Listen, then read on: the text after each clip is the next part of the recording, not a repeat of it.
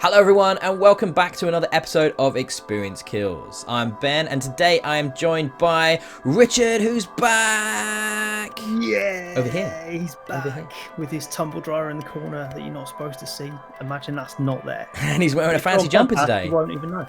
Yeah, I'm dressed up today. Looking good, man. This is as dressed up as I get. So, no t-shirts and joggers today. New jumper. Got some new boots on. Feeling good about myself, Ben. You should. You look lovely. I'm very impressed. I especially like the freshly shaven head, which Pretty looks good, eh? sharp. Not like I've got much choice. It's this or a kind of moss finish. But, that's all right. I was told this week at work that my hair had grown in a lot and I looked like I was someone from the 70s. I don't particularly appreciate that comment. You do look like someone from the 70s. In a 70s squat.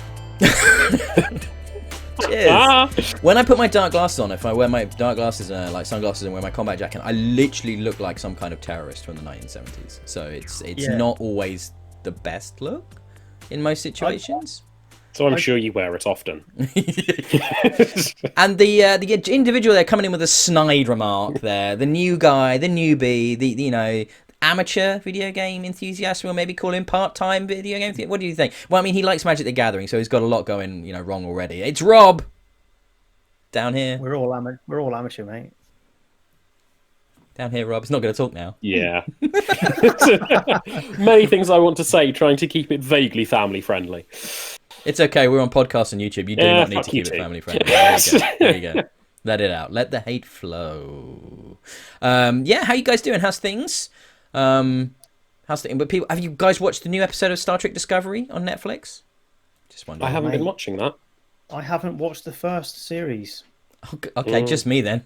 Fair enough. Yeah. Okay. No, I quite enjoyed that. I watched a couple episodes. What was it last year? It came out first one. What was it year before that? 2 or 3 years ago now. Yeah. Getting on, isn't it now? But I watched the first couple. I thought, I'll wait till they're all out and then I'll watch the lot. And I never did. I started watching it. I saw a couple of episodes. It was fine, but I'm not a massive Star Trekkie. I'm much more of a Star Wars fan. Okay, I will leave that potential of a conversation starter in the corner, as it failed miserably. How are you?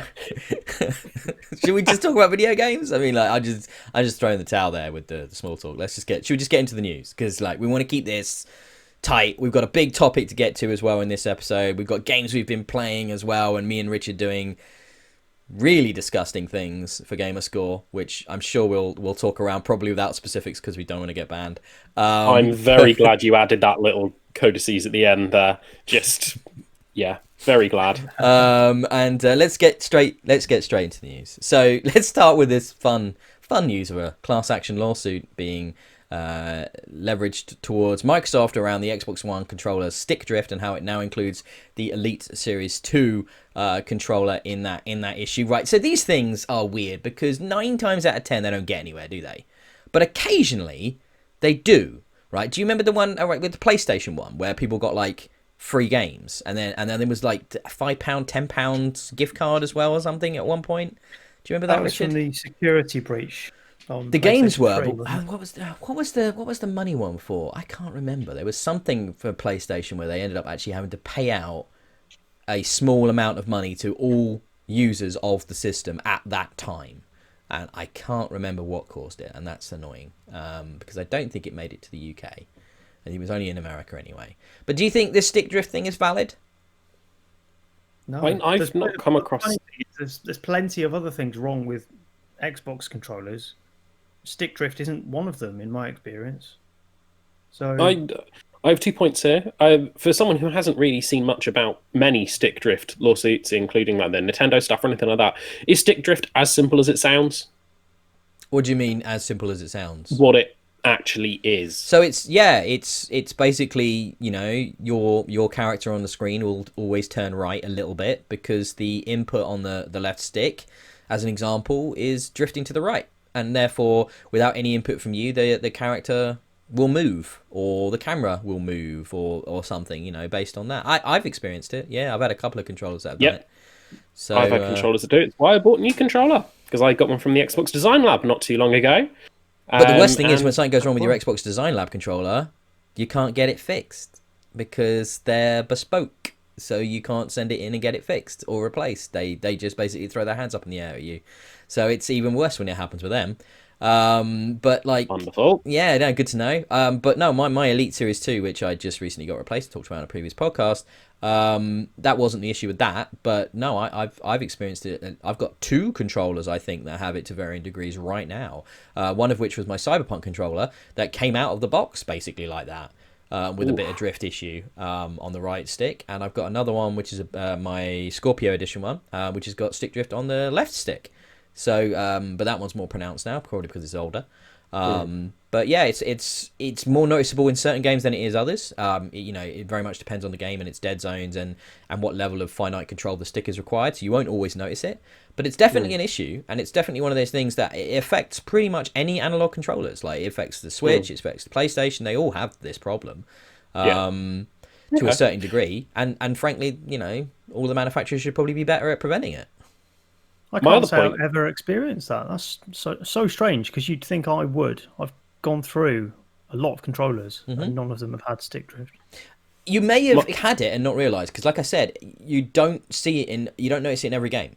It very much depends on the type of game. For example, I was trying to think, what was it really pronounced? In a game when it's got a cursor control on the screen. Like if you're moving like a mouse replica, you'll notice it then, but you won't necessarily notice it in, say, a driving game, which has got quite a lot of dead zone, or a first-person shooter, which again requires a fair amount of sort of specific input on the stick.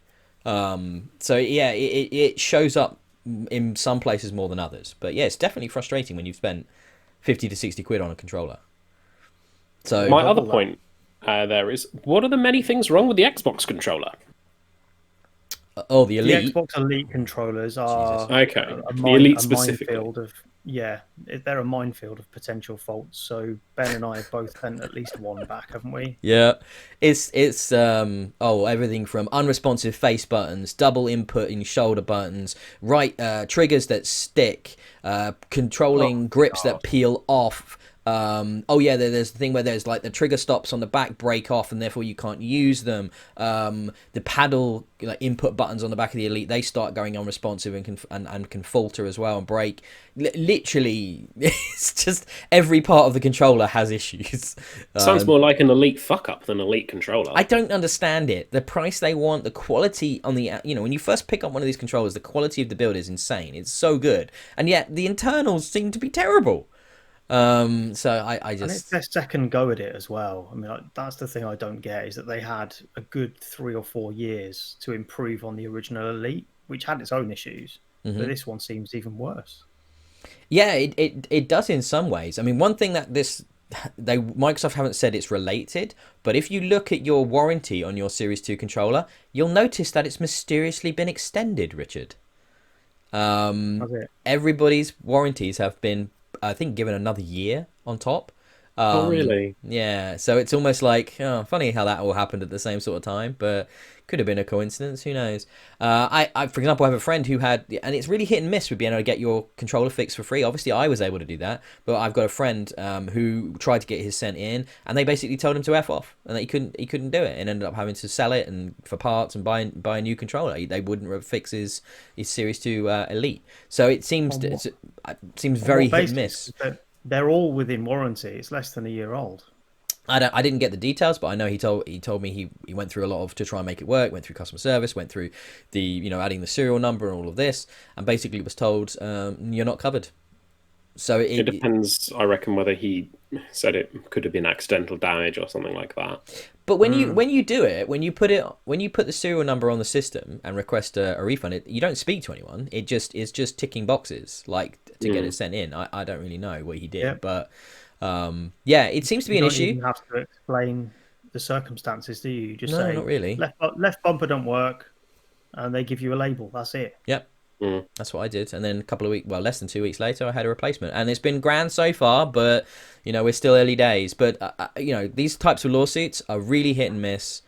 I kind of hope something happens with this one, because I think even if the stick drift isn't a particular issue for yourself, the reliability of these controllers this generation in general across all manufacturers has been poor. and I think everybody needs to get better. Put it this way, I'm never buying a premium controller again.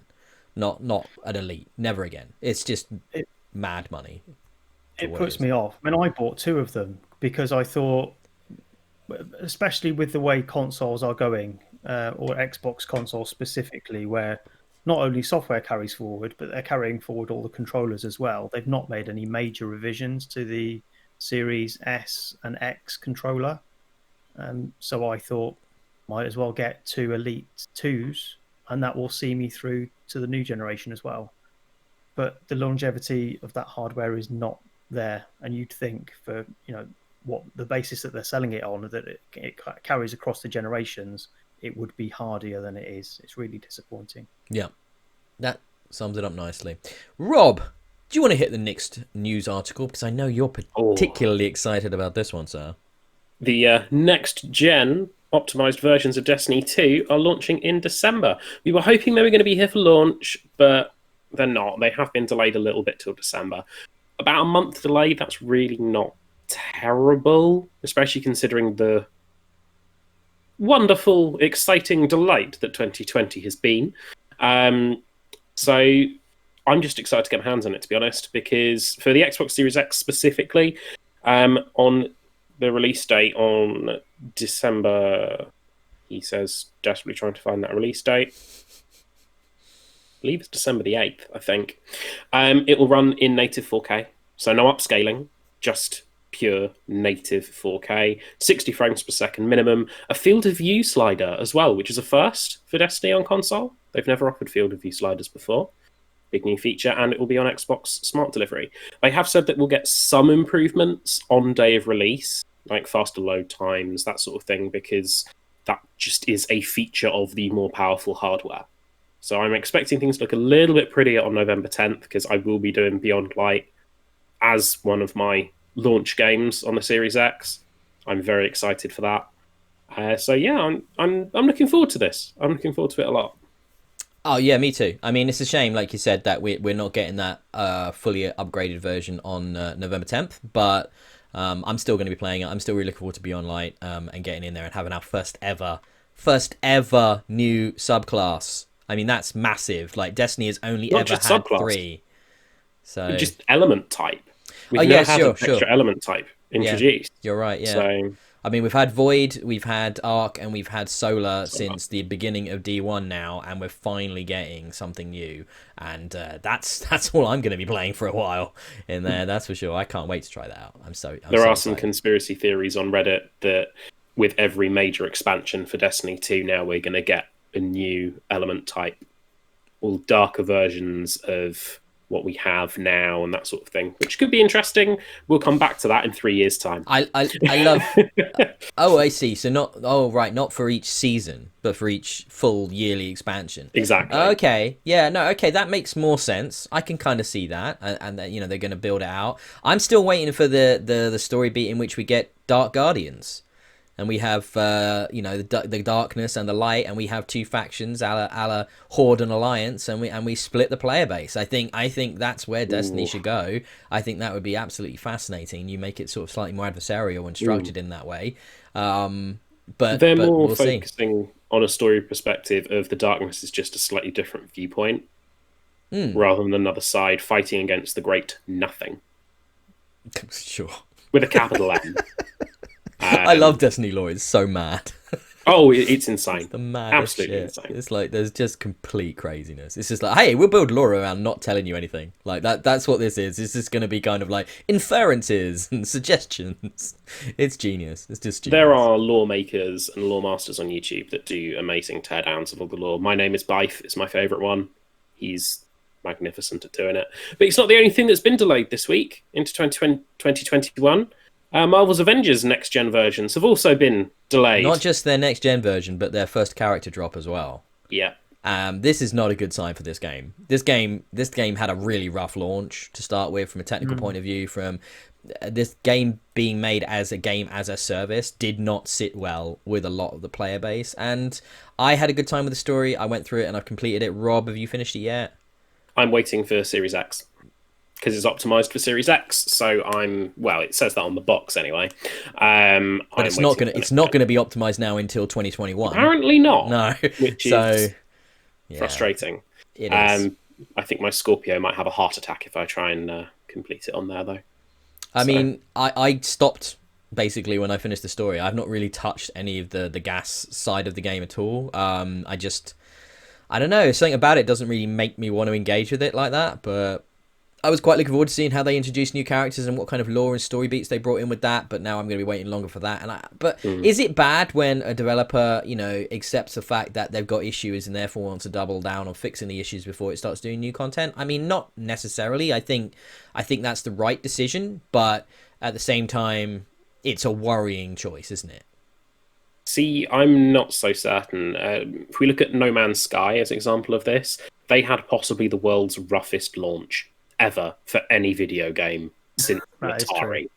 Yeah. But they've turned it around and they have made the game amazing through lots of content drops, all of which have been free. They acknowledge their faults, they accept them and go, yeah, we'll fix this and we will do our best to live up to our word. I think the difference is, though, you're talking about a studio of 10 people or so and a studio of how many hundreds when you compare, you've got Square Enix and Crystal Dynamics combined working on this game.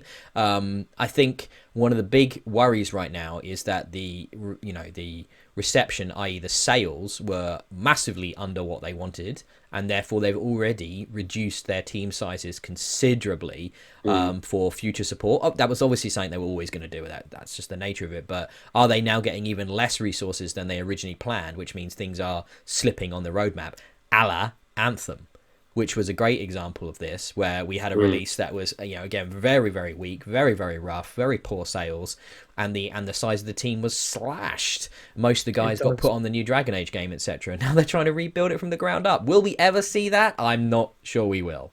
Which is a shame, because another Anthem, doesn't it? It's a shame that they've missed their second chance as well, because you'd think launch of a new console, perfect time to get a second bite of the cherry with their launch.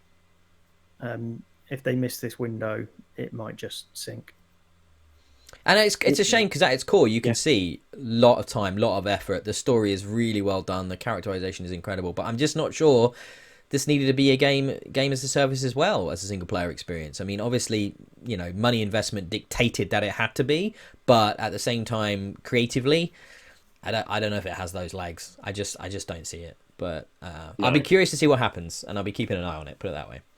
Richard, did you want to take us through this launch lineup that we're looking at on the Xbox Series X and S? And I'm curious as to which games you guys are going to be targeting in first, which ones you're going to be playing the first day, first week, and what ones you're most excited about checking out. I'm going to throw out the fact that I only just realised that the new Tetris Effect is going to be on Game Pass, and that makes me very, very, very happy. I can't wait to play that again. Yeah. I didn't realise it either. I am so excited to play that game on my Xbox Series X. It's going to be amazing. That makes it even harder to choose a game to actually buy. So I'm not going to go through all of this list. There's about 20, 25, 30 games on the list. 31, I think it is, yeah.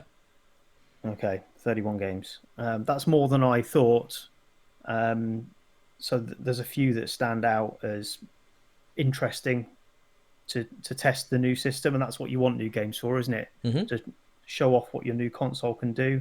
The obvious one, Assassin's Creed Valhalla, that is near the top of my list for something that I might want to buy just to see what the console can do.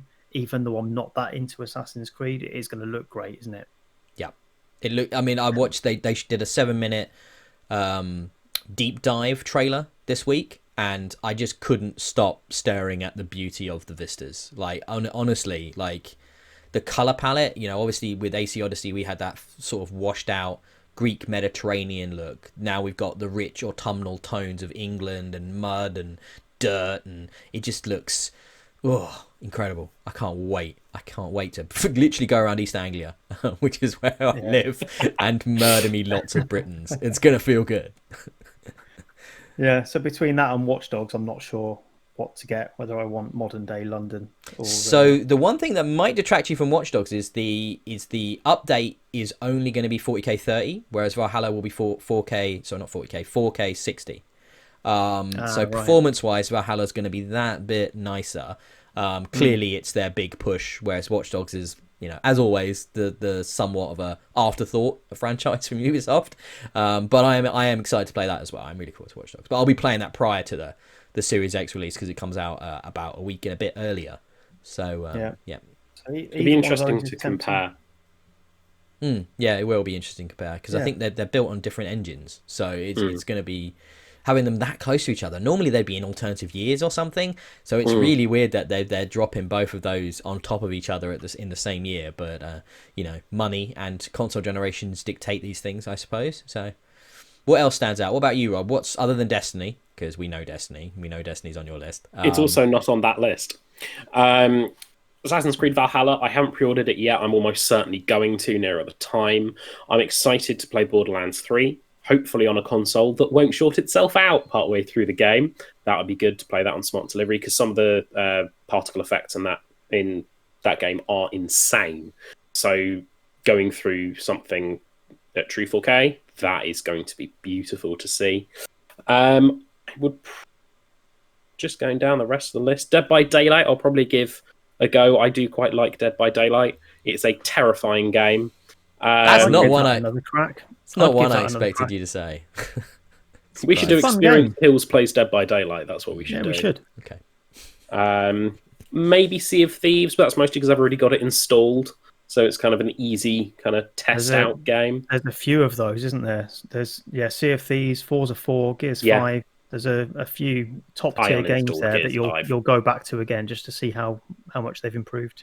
Yeah, I'm definitely going to... I barely played Gears 5, single player. I barely touched that, so I think this is going to be my impetus to go back and go through that, I think. And Forza, I rinsed that game, but it's one of my all-time favourite driving games, so I'm definitely going to check that out. On my list, driving game-wise, though, will be Dirt 5. I definitely want to, after our preview of that on Experience Kills from a few months ago, I'm definitely keen to get back into that on the Series X and see what that looks like. That does have a 120 frames option. I don't think my TV supports that, but it might do. I'm honestly not sure. I might have to test it and see what happens. But new games though, I want to definitely check out the Falconer. Now that looks like I kind of want to wait to hear if it's any good, but from what I've seen of it, it certainly looks sort of unique, and it falls in. Do you remember Lair, Richard, on PS3? Do you remember Lair, the dragon game, where you flew around on a dragon, right? It kind of gives me that vibe. That game was not good, but if that game was done well, maybe that's the Falconer, maybe? Or Is it Falconer or Falconeer? It might be Falconeer. Falconeer. Thank you. I kind of love the idea of giant birds that I'm flying around on in a fantasy epic setting and like fighting other ones and sort of dogfighting but also not. And it reminds me a bit of the you probably don't know them, there's a series of books called Tamriel, and that's all about imagine Napoleonic Wars, but they had dragons as the air force. And they're like dragons, but they're like humongous. So they're like rigged up like sailing ships, like crews on the back of them. And that's like super fascinating idea. And like supposedly Peter Jackson is making the films of this, but that's never happened. But supposedly anyway. But just that idea of like weaponized creatures that are used in like a warfare. I think that's a really fascinating, fun concept. You like that idea, do you? I do. You like that idea? Yeah. So if Rob and I bring up Scalebound again, you're not going to tell us that was that was just some dude riding a dragon like it was Peter and his dragon. Yes, he was using animals in warfare there. It was lame. Dragons are not lame. I stand by my lameness of Scalebound. Just because you have no taste, it's fine. It's because you give me a giant bird over a dragon any day. I'm just saying. Okay, you have your giant bird. I'll have a dragon that breathes fire. I wonder who's eating roast chicken. Giant bird, and I pick the one that doesn't fly. I love it. Giant chicken. I'm riding around a giant chicken. It's like Chocobo Wars. Yeah. Anything else from the list, or should we move on? I'll take that as we should move on. The other thing that makes me quibble a little bit is the Devil May Cry 5 thing. And the Mortal Kombat Ultimate as well, which you have to buy. Yeah, there's no upgrade there to either of those. You'd need to buy them again to get the upgrades, much like Control, which isn't actually on there either. But that I don't know if that's hitting launch. That's why it might not be on that list. But the Ultimate Edition for that, obviously needs to purchase again. These games stand out because of how few of them there are, which I think is a good sign. This is positive that we're not seeing a lot of these, pay for upgrade options. But yeah, they're all Ultimate Editions, Special Editions, and it just is a bit gross. Like, let's be honest, Mortal Kombat guys, Warner Brothers, you don't need to do this. It's not like you're a tiny publisher. You could have afforded to do it, as you could have Capcom with your Devil May Cry. You definitely didn't need to force people to purchase this game again. So it's a bit grim, isn't it? Yeah, I guess they must think it makes business sense, but to me, I don't know. It seems logical to try and even out your sales targets so you get a lead up to it rather than people maybe taking a punt on launch day for a new console. Why not have it so people want the game now, knowing that it will be ready at launch? Because that would make me want to buy a game rather than, decide not to buy one and then maybe get it way after launch when the one that I want is available. Just it seems anti-consumer to me. Yep. It just makes me want to wait for those games. So, we're close to a new generation and it's getting a patch later. Like with Control, not played it. I will wait until the next generation version is cheaper and I will buy that. I don't want to support that dev doing anti-consumer stuff. Yeah, I'm kind of stuck with that because I really liked Control and I bought the season pass. I haven't played the DLC yet, even though all of it's out. Because I thought, well, maybe they'll change heart and they will allow the updates. So I played But Foundation. If that doesn't happen, I played the Foundation, but then that news hit, and I haven't touched the Alan Wake one. I just haven't. I can't bring myself to play it. I can't bring myself to do it. It's too annoying. It's too upsetting about what happened there. And it was our Game of the Year 2019, and they shat all over us. Yeah, I know. And you just think as soon as I do go back and play it, I'll give up and just accept defeat that I'm not going to get the best version of it. I'll just finish it. They'll announce that they'll give it away then, won't they? Probably. Yeah. So, I just hope people don't buy it. Yeah, if enough people don't buy it, then they'll realize they made a mistake, won't they? So I'm planning on buying it pre-owned, specifically because no royalties will go. Screw those guys. No, I like it. Yep. Let's move on to the next thing. Did you guys watch the video on the PS5's UI? Because I made myself sit down and watch that this morning after trying to start it a few times and finding it the most interminably dull thing I'd tried to watch on YouTube in the last sort of month. And I got through it in the end, and a couple of cool things. I mean, like, how important is picture-in-picture? Which makes me laugh because, of course, Xbox had that at the start of the last generation and ended up removing it. So it's kind of like, I think the data might have shown that it wasn't utilized, guys.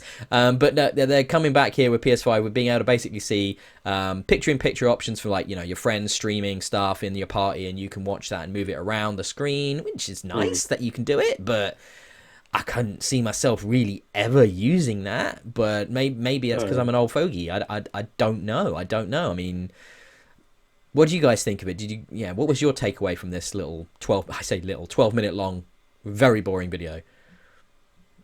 It's fine. It's a UI. Looking at a UI being navigated by someone who knows the UI is always going to be better than me unboxing it, plugging it in and going, right, where the fuck are the settings? It doesn't matter how easily they can navigate it. It matters how easily the public can navigate it. yeah. And I don't know. Was it just me, right? Or did you guys find that control center kind of confusing because all the boxes looked the same and even had the same images in them half the time? I felt like it started by going into the control center for each game, didn't it? Like the different tasks you can do within a game. Sure. Is that what that was? And okay. Yeah, because so it showed the Sackboy Adventures thing, right? And how you can go between different tasks and maybe pick a different thing to do in the game, and you can fast travel to that just by going through these different box menus. If supported in some games, if supported. They must have said it 12 times. The implication that it's first party only. We don't expect anybody else to do this, basically. It's going to be a lot of work to do. So I thought, this is like, do you remember when Xbox One came out and they were talking about the timed achievements with no gamer score and how that was going to be a thing, and it died after about a year. I think this will be one of those things. No one will bother with it because the work involved in doing it is going to be intense. What about that bit when, what was it, like, first party tips written so you don't get spoiled on how to achieve stuff? And I'm like, who are the developers who are they going to get to do that in their studio? Yeah. They're making the Are they gonna game. do You're it- going to get somebody to write the tips for PlayStation as well. Like, what the fuck are you talking about? Who the hell? They don't have the money and the resources to do that. If they're first party, I'm sure Sony will make them do it. But it's like, anybody else is going to be just like, nah, I'm good. They can just Google that shit. I mean, like, why would you do that? I can't see them really doing it. But yeah, back to the UI itself. But that was part of it, wasn't It looked really muddled. I found it very confusing. And it wasn't until later when it said, "Oh, this is how you get back to." For the first half of the video, I was like, "Well, okay, there's 5 menus there on things I can do in Sackboy. How do I play another game?" And they didn't show you that until 7 or 8 minutes in, and then it looked, I suppose, more of it's more comparable to the existing UI, which is reasonably clean, isn't it, on PS4? Unless you want to get into the settings and find a particular option to change audio devices or something like that. It gets complicated then, but the core functions in the PlayStation 4 UI is pretty well laid out, and this doesn't look massively different to that. It's just the additional bells and whistles that they've added in. You think, doesn't that just muddy it a bit? Are people actually going to use it anyway? So yeah, time will tell. But I mean, I wasn't blown away by it. I wasn't disappointed. It was just. Did it feel to you like kind of fresh reskin? Yeah, did it feel to you like it felt like to me like reinventing the wheel for the sake of it? Like that they were made changes because people expect changes on a new generation of hardware, whereas obviously Xbox have very clearly gone, no, you that one you've got now that's public on everybody's Xboxes is the one that you're going to get on the Series X and S, just quicker and snappier and stuff. Like, it's going to be the same thing. Why do we need to change that? It works. People know it because they've been using it. So why change it? Whereas I feel like this felt a bit like there's a couple of innovations in there, don't get me wrong, but they're all ones that could have worked within a very similar XMB style interface that they have on the PS4 right now, because most of them were kind of like popped out of that core interface anyway. If we're talking about the picture in picture, and we're talking about the time to complete, and we're talking about the tips and stuff, all of that would have worked in a way within the XMB. It didn't need to have a full redesign, and that at the same time doesn't seem to go far enough. I'll give you this though, one thing I liked was the idea of the store being not a separate app but kept in the core functionality of the OS. I would wish like Xbox would do that, because I think one of the problems is that store can be a little unreliable. It can crash and it cannot open as an app, and you can have issues accessing it, which is a storefront you should never have problems with, really. It should always work consistently. So bringing that into the core functionality makes some sense to me, but that is a tiny little thing, like absolutely minuscule. I'll be very curious to see how much people adopt those features and how much they're supported by the developers, because so much of it's going to depend on that, isn't it? But Rob, you've not said much. It's a UI. I have problems with the Xbox UI as it is. I'm not getting a console to stare at the UI and go, "Oh, it's so easy to navigate." Except I'm getting you it to are. play the games. I know what you mean, but you are though. Think about the amount of time you spend in that UI on the Xbox and the PlayStation. You're in it all the time, constantly. What do you mean, no, Rob? Of course you are. You're sat on it all the time. You spend more time playing the game than playing games than you do with the UI. I still think it is an important function. If it's a good UI, Rob is right. You should barely see it. Exactly. But I do still believe it is important to the functionality of a console. You can't just important functionality, yes. Dismiss it. I hate the Xbox One currently. It's my biggest problem. I really dislike it. Interesting. I think it's best it's been, personally. But a couple of versions ago for me, when everything was horizontal instead of vertical, that was where I much liked it, where you had the distinct tabs at the top that you could go to. The social tab actually was the social tab, and that sort of thing. But that's a whole other little rant for another video. It's fine. I've never really liked the PS UI at all. I hate it. So yeah, it will be what it will be. I just hope they focus grouped it well enough, tested it well enough with actual consumers as opposed to just internally, because that's the fastest way to make really, really bad UI. That's true. No arguments there. Final little bit of news here then. Phil has come out and gone, hey, we don't need to put games on PlayStation. We can still make the money we need to recoup our costs here. What he said it just like that as well. That's a direct quote. Accent and everything. Yeah, you know it. Did you guys read the source of this quote, the Kotaku article with I forget, Stephen Totillo was the editor who put that together, because I read the whole thing.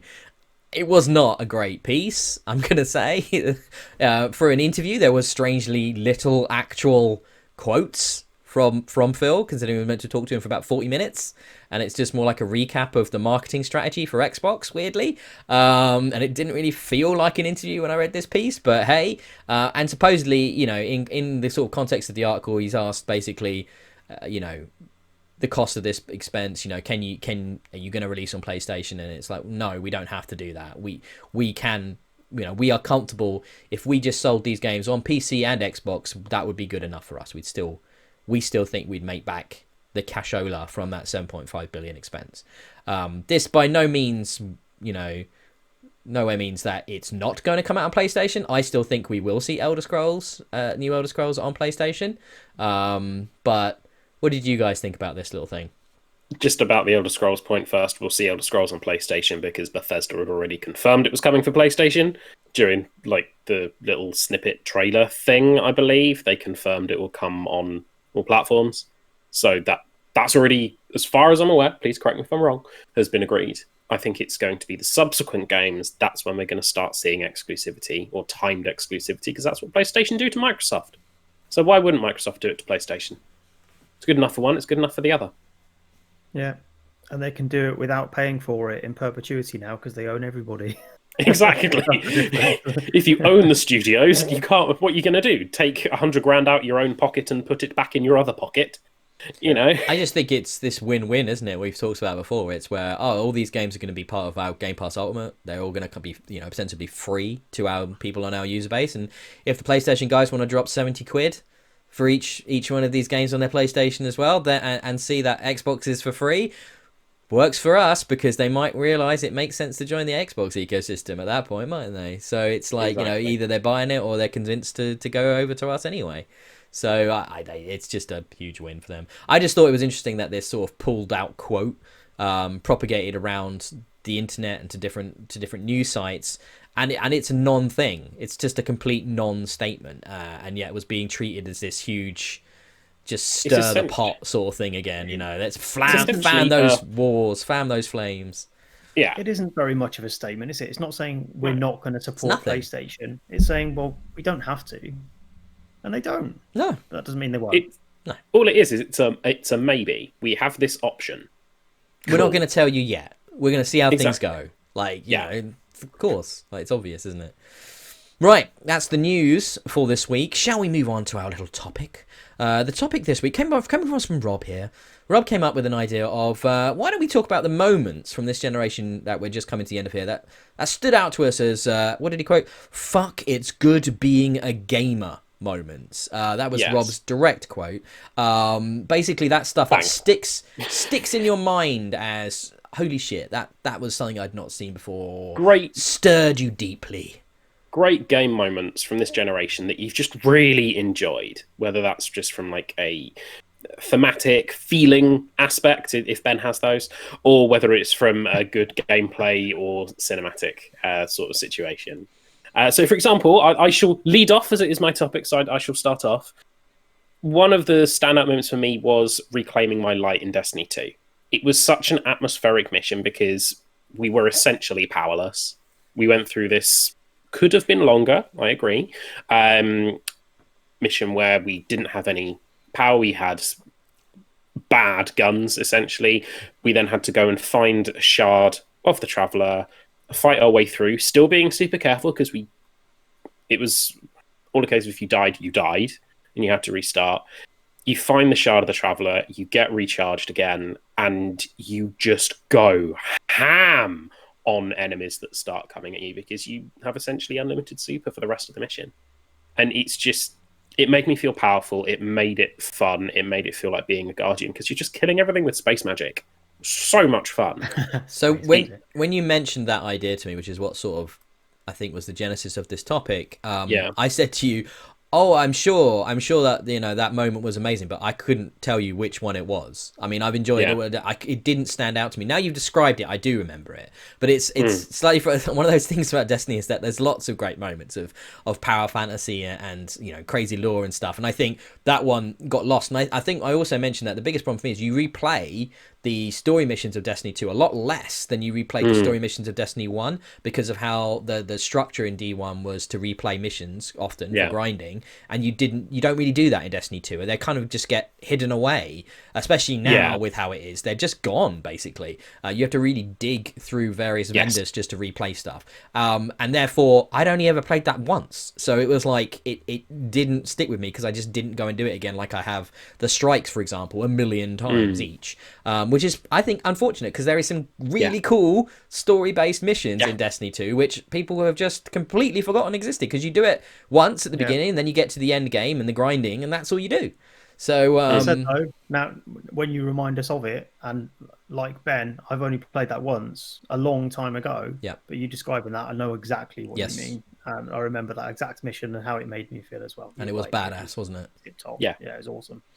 I'm going to throw one out here. I've just put it on my notes as love making and Nazi killing in Wolfenstein 2. There is a scene towards the end of Wolf 2 where you and Anna are is it Wolf? It is Wolf 2, isn't it? On the helicarrier base, and and you're fighting the Nazis, and it's looking dire. You're gonna die. You've been ambushed, and Anna comes and rescues you, and she is so cool in this because she's like heavily pregnant, and then she just starts killing Nazis while shagging you on the floor covered in the blood of Nazis, and it's the coolest, craziest, badass moment, and I will never forget that because it's this Machine Games here went damn hard on this whole kind of concept of sex and violence, and Nazis are never good, and it makes sex better when you've killed a lot of them and you're covered in their blood, and it's something we'll never get to do, Rob, and I think therefore it's very special. Richard knows unique. So I will get to do it. Is that what you're saying? Why? No. What do you mean? No, you will specifically. What are you up to, Richard? You said it's something we'll never get to do, Rob. But you left me out. Oh, I see. I mostly said it to Rob because he looked really confused because he's clearly not played Wolfenstein 2. I've not played this game. Whereas I know Richard has played Wolfenstein 2 and must remember this moment. Yeah. I think for the spectacle, I might have to. It's incredible. Just to see the insanity. And it's brilliant because it's not like just because she's the mother of your children and you're in love, and it's not just it's not gratuitous. It's actually kind of beautiful and like shows the connection and how much your character sort of like appreciates, admires, and needs Anna. And it's like in this, you're not just this super. They really ground you and give you like humanity in it, and it's so well fucking done. And there's so many layers to it at that point. Literally, and it's literally. But it is truly incredible. High points. There's a few high points in that game. Oh, I don't want to give any spoilers, but when BJ Blazkowicz has his first major setback, I'm not going to describe it any more than that. Mm-hmm. That is incredible. That is an incredible moment in gaming. Because you think it comes fairly early on. They're not going to commit to that. They can't do that. They can't do that. How has that happened? Oh my god! And then they do it's well worth playing just for that moment. And that bit just prior where he has that power fantasy of escape. And it's all in his head, and you're just like, "This is the most incredible thing. This game is insane." Like that. Honestly, there's if you've not played it, if you've not played any of the new Wolf games, Rob, there's now a edition out where you can get all three, I think, for a reduced price in a set that's just come out on Xbox and everything. So if you haven't, I can't recommend them enough. They're an amazing reimagining of that franchise, and actually. I'm sorry, Rich, I'm just jumping in here with the next one because it's kind of connected. So another incredible reimagining from Bethesda, which is the Doom series of games, Doom 2016. That moment when the music comes together in that first level when you get the shotgun and they cocks that shotgun to the music as you step out onto Mars for the first time, you're in for the ride of your life. And this is going to be an incredible game that synergizes music and action and sort of this sort of over the top but not taking itself too seriously story, and it's all it's going to be special, and it just kicks in and it's just like, yes, gonna kill me some demons, and it's an incredible moment. That you both experienced that as well, I think. Good Pretty great. Richard, have you got anyone you wanted to chuck up there? The first one I thought of was PlayStation VR, Ooh. specifically Res. Sure. So doing Area X in Res, well, just Res itself was fantastic because you kind of think, well, of course this is in VR. How is it ever not? It's such the perfect VR staple, isn't it? That proto 90s 3D aesthetic. And you think, yeah, this should have always been VR. It was born in that kind of look when VR first appeared in the mainstream in the 1990s. But going to Area X, it just felt just that step beyond where VR felt alive, like because you've got all these floating faces around, these human visages that feel convincing and real and there, like you're with them, and just how you feel part of that environment, as you do with all VR games. But there's something about that just felt really special in a kind of abstract way. It was an abstract environment that felt real at the same time, and Res was always about being absorbed into the game, and that was a pinnacle of how close you could get to being in the experience. I thought that was phenomenal. I think you've made me think of one now. Of that, if we're talking games with synesthesia at its core, I think me being the way I was pulled into Tetris Effect in PSVR was surprisingly effective. I never thought, playing a Tetris game would pull you into the experience the way it does, but also, well, duh, of course, because you're already familiar with those mechanics. You're not learning how to play Tetris. You know how to play Tetris. So what you can do is give yourself over to that experience, to that music, to those visuals, and you get completely absorbed in that game in a way I don't think I've ever physically felt to that degree. That combination where when it works and you are just in that flow state, in that zen state, and it's just transformatively good. Thumper. Like incredible. Thumper is similar in VR. But Tetris, it's one of those games on VR where it doesn't have that unfortunate side effect of you thinking, but how long before I feel sick? Because Tetris, you're not really going anywhere, you're not doing anything, you're just in that grid. You could go on forever playing that game in VR. It's wonderful. Yeah, that is the power of VR, I think. With a guest appearance from Arthur. Hey, it's Arthur! Hey. Look at Arthur! Hello, Arthur. Arthur, the podcast cat. He's the experience kills cat. Frank's the experience kills dog, and Arthur's the experience kills cat. I love it. Look at that. He's a star. Look at him. Look at that butt. Cat butt. But yeah, sorry, we digress. I was going to try and segue into a game with cat butt, but you know what? I can't think of any. Weirdly enough. Instead, I shall segue into my second one. Go for it. Which was Borderlands 3. Also with the Doom shotgun. They have a version of the Doom shotgun in that game, and it's just fun. It's a double-barreled incendiary shotgun. Every time you fire it, it does the Doom riff. Okay. All right, it's the first time I've wanted to play any more Borderlands 3 in a very, very long time after bouncing off about a third of the way into that game. So now you told me that, I want that gun. It's one-shot reload, so you get that riff all the time. It's really powerful. It's just a really fun gun, running around shotgunning things at point blank range with some mad kill skill, speed increases, all that sort of stuff is insane. It's just so much fun. Do you know what? You're saying you're going to go back to that with the Series X update. Maybe I will. Maybe you can help me finish the story off or something, because I don't know, man. That game, I felt like I should have liked it more than I did, and I really struggled with it. I think the thing that really broke it for me was, I started the game by myself, then I played a bunch in co-op with some friends who were a little bit further ahead. Then I came back to single player, and it's like when you get to that point in the story, it just skipped all of those missions that I'd already done. And it was really confusing because I sort of jumped ahead because I think it's trying to be helpful, but that really threw me. And then all of a sudden I was like by myself in an area I didn't remember ever getting to. And I was like, what is going on in this game? But yeah, anyway, that confused the hell out of me. But no, maybe we should try that again, because for it to be a moment of your generation, I mean, damn. Okay. I'm happy to play through Borderlands. I have a massive soft spot for Borderlands trilogy. 3 has its faults. It's not a perfect game. 2 was best. But 3's good. So I'm gonna. There's no way of segueing here, but to a very different game. Have you guys played What Remains of Edith Finch? No. Yes. So I'm just gonna say to you, Rich, because I don't want to spoil it for Rob, but baby in the bathtub. Like, if you going from moments of elation and excitement to just harrowing sadness and weight and just, oh my god, it's so it's also joy at the same time. Yes. It's like, oh my god, this is grim, but I'm supposed to enjoy it simultaneously.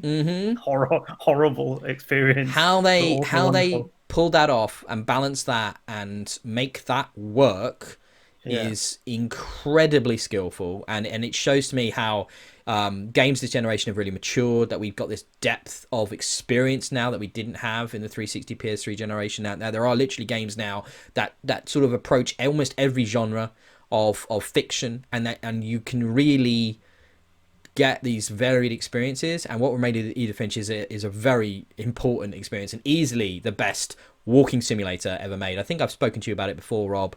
I really think you need to check it out. It's a short experience, but it's powerful and emotional and creative and inventive, and truly, it powerful used to be on Game Pass. I think it's left Game Pass now, but it shouldn't be expensive. It's well worth your time. Okay, definitely. Anybody else want to throw any more of these out there? I've got a couple of controversial ones. One quick, flying in Anthem. I know Anthem's not. Oh, I loved it. Do you know what? I'm with you on that. Non-stop. Living the Iron Man fantasy. Definitely. 100%. I'm with you on that. Yeah, Richard caned. You caned Anthem like probably no one else. Like there's probably a very, very small percentage of players that played the game to the degree you did. And it was impressive how much you played. I mean, I did about 80 hours in the first week, but you did hundreds of hours over what, like 3-4 months? It was all you played. Yeah. When did it come out? It was like September or something. Something like that, yeah. I can't remember. I think it came out in the September, October. I played that and no other games until the following April. Wow. I loved Anthem, even though everyone hated it. And even though you can see why it's not good, I think we've spoken about it. I know why it's broken. Yeah. But just that fundamental gameplay loop of flying, landing, taking off, seeing stuff in the distance, landing again. I loved it so much. Doing that little running jump. It was brilliant. Oh. They absolutely nailed that. The control system was brilliant. And they could get such a great game out of it, and I hope they do. Yeah, 100%. That was good. If we're talking about missed potential of the generation, Anthem's at the top of that list. Yeah. Yes. And then another one, again, not cool, Quantum Break. The time freeze stuff in Quantum Break felt proper next gen. Still feels great now if you go back and look at it. I mean, it doesn't look as shiny as it used to, even though the 1X version has done a good job of uprising it. It doesn't look phenomenal anymore, but the time freeze stuff, it's still cool as fuck. Love that. Me and Rob were discussing, I was explaining to him how Quantum Break is the sort of direct predecessor to Control. You can see the lineage, you can see how one game wouldn't exist without the other, as Remedy have moved from Alan Wake through Quantum Break into Control. And Control is one of my moments, which was the scene with the music when it ties into you going through the maze area of the game. Try not to spoil it, but when that track and you're playing it to that particular musical track, and it all comes together, the combat and the music and the visuals and the setting, and I think that game has a lot of great moments. I put it's just, level design, architecture, the brutalist style as one of my moments of the generation. It really does stand out as a visual feast, and in that vein, go on. They really do know how to make nothing look good, don't they? It's just all shadows and blackness, but it looks awesome. I mean, in a similar vein, I'll just give a nod to another couple of games that stand out to me in the visual feast sort of moment ways, which is Ghost of Tsushima, which is, I think, one of the most stunning, most beautiful open worlds I've ever experienced because of its stark emptiness. It doesn't have a lot of characters. It doesn't really have a lot of buildings or large built-up areas. So there are villages and stuff, but just traversing a feudal Japan on horseback with the reeds blowing around you and the trees and the lighting effects in that game, it is an incredibly well realized world, much in the same way as Assassin's Creed Odyssey is. But also, obviously the accomplishment of Odyssey is its scale. Never has there been a bigger open world that I've experienced. I mean, I think there might have technically been bigger ones, but this world feels so vast.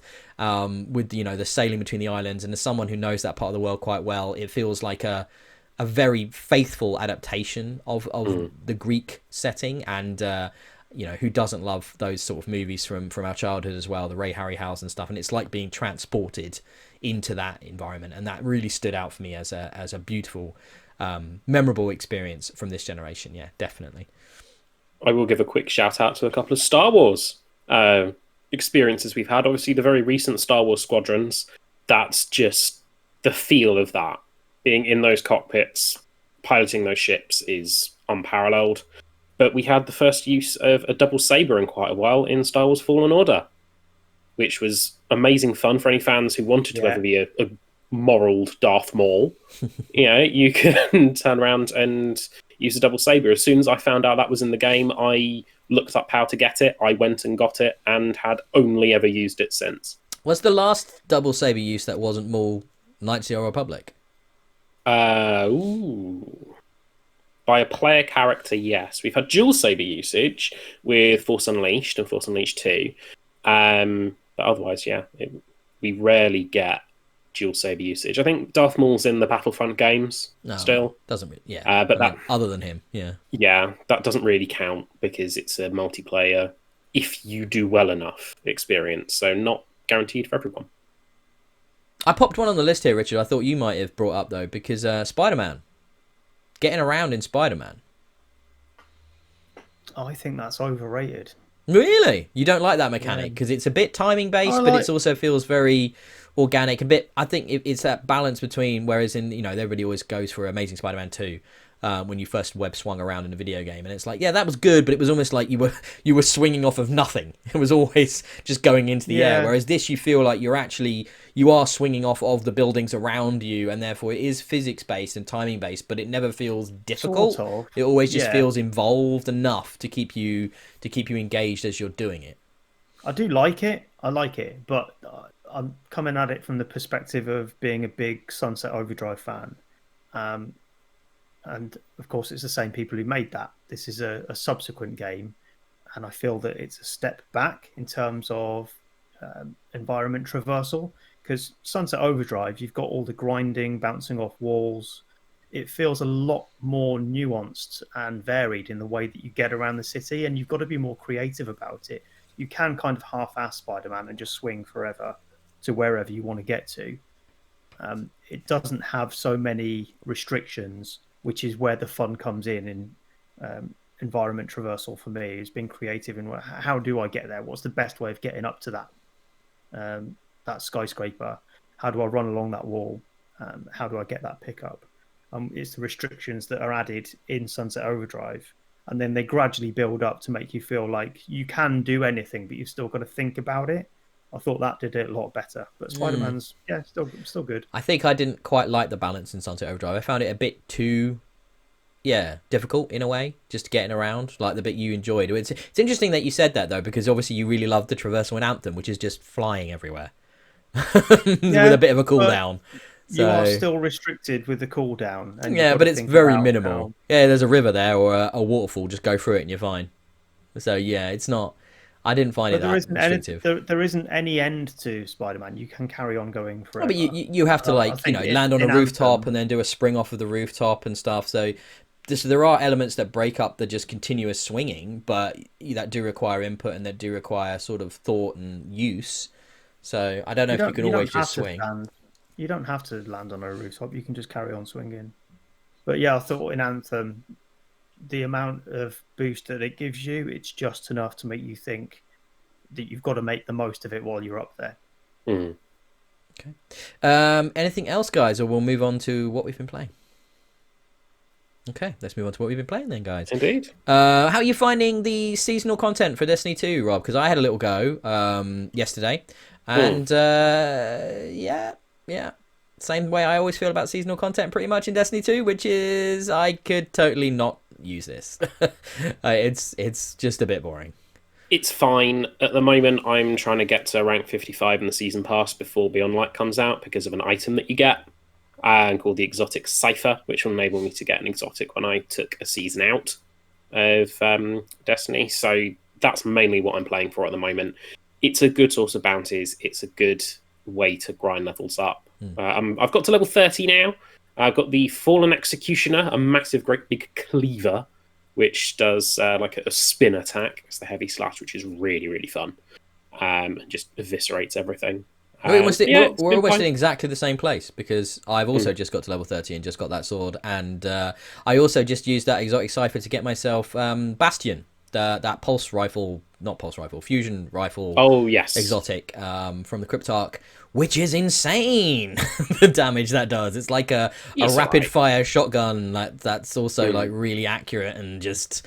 Oh man, really good fun. I'm enjoying that. I was tossing up between that and the heavy bow, and I went for that because I don't know. I don't want a bow in my heavy slot. I'd find that boring. So I'd much rather have rapid fire grenade launcher or something like that.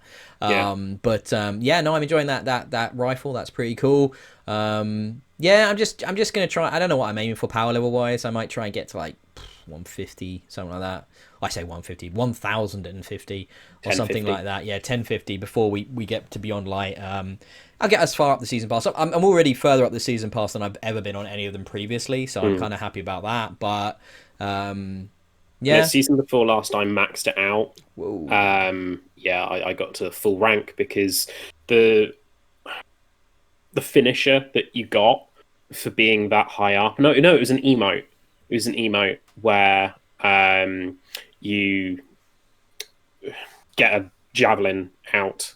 Is it a javelin? I think it's a javelin. The spears Rasputin sends you, and you stand it into the ground like Gandalf in Lord of the Rings. And I was like, well, I want that. So I ground for that. Has made this season, or last season and this season, mean I am wearied of the bounty simulator. Yeah. So that's why I'm actually really looking forward to them paring stuff back, and my quest log, which has got something like 45 quests in it right now, which I'm a quarter of the way, haven't started in it. I'm just looking forward to seeing most of those vanish. I really am. I think them paring it back and focusing the experience is going to be really good. I can't wait for that. And it's weird that I'm actually looking forward to them to cutting content, but at the same time, I think it's what the game needs. They've definitely spotted the problem here, and they're going to fix it. So I am happy about that. Richard, what have you been up to? I mean, Richard, tell them what we've both been up to, because it's disgusting. Oh, not Destiny wise. I was just going to say on Destiny, not Destiny. I did mean to get into it this month before everything vanishes. You did. We talked about it. I haven't bothered. Not even loaded it. But yeah, maybe you're right. Maybe it will take everything being cut away to give me a foot in the door. A clearer path, isn't it? It's a clearer path. That's what you need. Because I look at that quest log and I'm just like, I don't even know where to begin. Like, it's too much. And I've been playing it consistently. But no, tell everybody what else we've been doing, Richard. I'm blaming you for this, because I started with good intentions. The 10,000 gamer score quest on Xbox this month. There's a quest going on. So if you register for it on the Microsoft Rewards thing and get 10,000 points of Microsoft score within the deadline, then you get the equivalent amount of Microsoft Reward points, which is about 10 quid. So it's not bad for playing some games. That's all right. I got to about 6,000 legitimately. And then Ben messaged me saying, "Oh, when are you going to catch me up, mate?" Because he's obviously found some hack. What do you mean obviously found some hack? I just played a lot of games, man. I'm dedicated, brother. Come on. I know what you did, because I've done it now as well. Yeah, so don't pretend you're better than me. What did you do? So there's a series of PC games on Xbox Game Pass that allow you to very rapidly get every single achievement in the games. Usually going through the what do you call it? There's like a. Is that like the command menu? That's it. Sorry, I thought you meant like a guide or something. I was a bit. I wasn't sure you were getting for. Yeah, so the command menu, you can go in and just put give me this achievement or whatever the code is for it, and you just go through every achievement and it gives it to you. So Ben did that, got himself about 3,000 or 4,000 a day. Isn't that right, Ben? I think I did something like that. I mean, there's a couple of things. There's a couple of games out there where they support mods, and they're industrious people who make the mods have made Give Me All the Achievement mod, for example. And there's a certain game which is on both PC and Xbox, which uses the same mods, but you can double your achievements that way because it's not a Play Anywhere title. So I was able to get, I think I got 2,500 off that one game. Wow. So something like that. And then there was another one which was just a PC game where there's just a walkthrough and it's just mostly text and you just have to make the odd choice and you just follow the guide and you get 1,000 gamer score in about an hour. I do like how neither of you are mentioning actual games. It's funny that. And then that other game you were talking about, the command prompts, I even went further and I used a script, mate. So I actually the script ran those commands for me and it took me about 2 minutes to get 1,000 G on that one. So the segment called "Games We've Been Playing This Week" should really be but to be fair, Richard and Rob, games. We didn't play these games not in the conventional sense of playing. I didn't play Fallout 3. I still own the fact I did that on my PC on games for Windows, and unlocked all the achievements for that. I think what it is though, me and Richard have both discussed it ourselves, and therefore we're not proud of this. But I'm not angry with you both. I'm just disappointed that you I'm didn't share the names of the games with me. Disappointed. Maybe we will. Maybe we will off of. You've still got time. Maybe we will off camera. But you've got to do is look at our achievement lists. You can work it out. We've got everything within a day. You'll see. It's not hard. It's not hard to work out. But yeah, that's something we did this week. Us disgusting human beings that we are, Richard. In addition, though, I will be doing a review for this at some point with one of you guys. I don't know who, but Cloudpunk is interesting. Like, that's a weird little game. Do you guys know anything about Cloudpunk? No. So in Cloudpunk, you're a delivery person, but in like a Blade Runner city. Like, it's all in the clouds and vertical and like skyscrapers and landing pads and just like all built on this ginormous 1,000-story high city, and you can just go between different levels of it. You never see the ground and you never reach the top, but it's just this sci-fi megalithic city, and you're a delivery driver and you go around, delivering packages. There's a story. It's got a really weird voxel art style, so everybody looks very strange, but they've really gone for this visual, and do you know what, it's a very chill experience.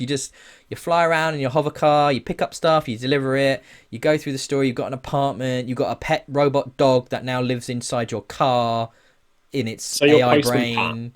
You're basically Postman Pat in a future world, but it's really chill and relaxed and like low stress. Like Death Stranding, but with buildings. but I found Death Stranding was pretty stressful at times, especially when you're dealing with the ghosty things. This is just way more like you're just doing 9 to 5, delivering weird shit and talking to people and finding out their weird stories. There's loads of voice acting and loads of weird little side stories and side narrative stuff going on. And yeah, it's just cute and appealing and quite easy, and onboarding is easy, and it's just nice. I had a nice time with that. One of us will record with one of you, I should say, will record with me, and we'll do a proper one of that at some point in the next week or so. But no, that's been cool. Shaolin Monkeys 9, which I did a review with Rob on. 9 Monkeys of Shaolin, I should say. I was about to say, you still messed up the name. That's Richard, you love it. You really should check this one out. It's left to right brawler with a really nice 3D Unity made engine. Stunning, lots of depth, lots of variety to the combat. Nice wushu kind of kung fu Chinese-y kind of vibe to it, mythos and stuff. Really, really, really well made. Yeah, and just good fun. Plays really great. What about Richard? Have you played anything other than I Want to Exploit My Gamer Score this week? No, I don't think I have. It's depressing, isn't it?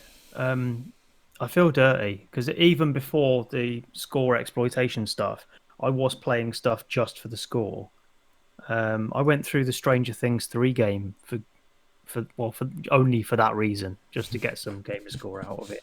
Turned out to be all right, actually. It's not bad. You played that Wonder Song, which I tried to play for the same reason, but found it so interminably dull and just fucking bad that I couldn't do it even for the gamer score.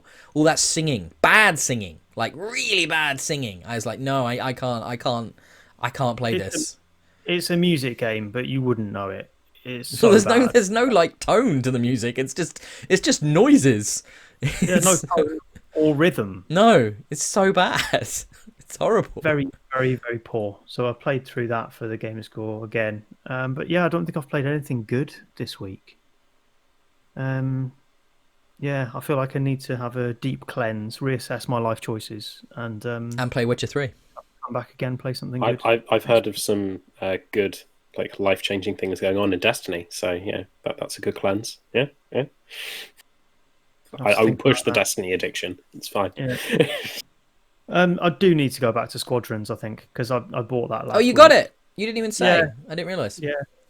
I told you I got that, didn't I? He I did. got it on Xbox Mm. because I thought I didn't want to risk being sick on PSVR. I'll get Xbox and then I can carry it forward to a Series X anyway. Yeah, I've enjoyed that in the short time that I've played. I've only done like 3-4 story missions and a couple online matches. Yeah, feels good. So it's that kind of battlefield structure, isn't it? Where you've got that ebb and flow of battle between two opposing sides, taking out commanding ships and stuff like that. Enjoyed it a lot. So I will play that again. That's probably my next thing to try again. Okay. Anything you wanted to end on here, Rob? No, I think we've covered it rather nicely. Awesome. So yeah, I'm gonna start working on the topic for next week because I'm running out of ideas rapidly over here. So That's something we should share with our audience. do you know what audience? Do you know what audience? If you wanna suggest a topic for next week's discussion, please feel free. You know, it's audience participation. It's a new thing I'm trying. In addition, please in the comments tell us some of your gaming moments of this generation, like we've talked about. Any we haven't mentioned that really stood out to you guys, and maybe we'll come back and talk about those next week as well. That would be nice. Wouldn't that be nice, everybody? That'd be nice. Also, please give me ideas. You can find me on Twitter at DIYE. Please send me them now. This is what happens when you do a weekly show. You have to come up with new stuff every week. It's tricky. You have to do things, Ben. There's stuff that you need to do. Yeah, like, you know, get more gamer score through horrible exploits. At least that's done now. We won't be doing that again, will we? No, I don't think so. I don't. No, never again. Just so dirty. So dirty. So that's been another episode of Experience Kills. I've been Ben. You can find me at DIYE on Twitter. Richard? I'm at Colonel Red on Twitter. Have a look for me there. And you can find me at Homeless Mr. Gibbs. And you can find us as a collective, usually sharing our latest video reviews and news and stuff that's coming out at Experience Kills on Twitter. If you don't have time to sit and watch an hour-long plus video of us talking heads, by all means you can find this as a audio podcast on pretty much every service under the sun now, be it iTunes, Spotify, Acast, TuneIn. Yeah, that's right, you can find us on Alexa now. If you say Alexa, play Experience Kills on TuneIn, we will be in your ears momentarily. That's literally the coolest thing. And yeah, we're everywhere. Tune in. Sorry? Just shout out for us. You don't even have to add the tune in. Just shout out for us and we will play. Really? Experience Podcast. Well, that will do it. Oh, I haven't tried that. Fantastic. Yeah, so that's great. That's really cool. I'm glad that's now working. But yeah, we have a website as well to check out and keep an eye on it and stuff. You know, for updates about what's going on if you can't be able to check all the different channels at once. So yeah, lots of good stuff coming. Obviously, we've been talking about our launch of Xbox console plans and stuff, and how we're going to be covering that for you guys, and that's looking pretty exciting. We're really hyped for all of that over here. We cannot wait for these new consoles. It's going to be awesome. Yes. Literally counting down the days. Literally, yes, I am as well. I think it's so exciting. And the games that are coming with them, there's lots more coming out. Lots of stuff hitting at the end of this generation. So we're gonna still bring you this amazing coverage and videos. So make sure you keep an eye on the YouTube channel and give it a like and subscribe while you're there. That would be much appreciated. So until next time, have a lovely week, and we'll see you all soon. Bye. Goodbye. Bye.